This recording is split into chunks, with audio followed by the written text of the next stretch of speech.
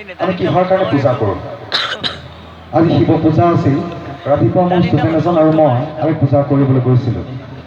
Boring আমনি পাইছেনে এই কথাখিনি শুনি? হয়, মানে কি জিতেন শৰ্মাদেৱে ক'লে যে মানে আমাৰ ভাষাত কৈছে যে অলপ ভুকি থাক, মই অলপ ৰেষ্ট ল'ম। তেওঁক জীয়াবৰ কাৰণে দুআষাৰ ক'বলগীয়া হৈছে। তাৰপিছতে পূজা কৰিবলৈ গ'লোঁ।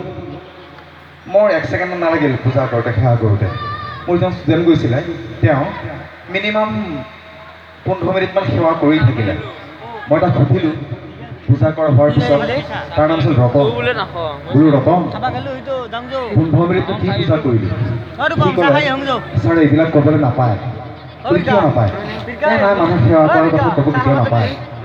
মই বোলো নহয়, মইতো টিচাৰ নহয়, গুৰু নহয়, তই মোক ক। তেওঁ ক'লে ছাৰ মই এইবাৰ BA দি আছোঁ, BAত ফাৰ্ষ্ট ক্লাছ পাব লাগে।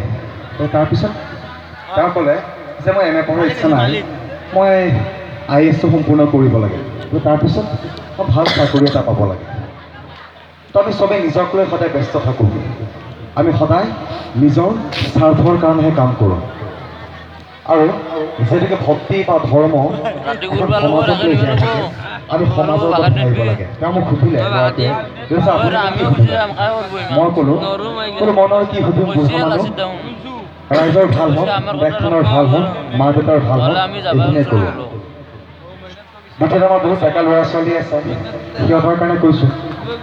মই জীৱনত সদায় এটা কথাতে বিশ্বাস কৰিলোঁ, আমাৰ বিখ্যাত দাৰ্শনিক লুই পেষ্টুৰে কৈছিল, এইটো একমাত্ৰ ডেকা ল'ৰা ছোৱালীৰ কাৰণে নহয়, সকলো মানুহৰ কাৰণে প্ৰয়োজনীয়। লুই পেষ্টুৰে কৈছিলে যে মানুহৰ গোটেই জীৱনটো নিৰ্ভৰ কৰে 3টা কথাৰ ওপৰত: 1 ইচ্ছা, 2 পৰিশ্ৰম আৰু 3 কৃতকাৰ্যতা।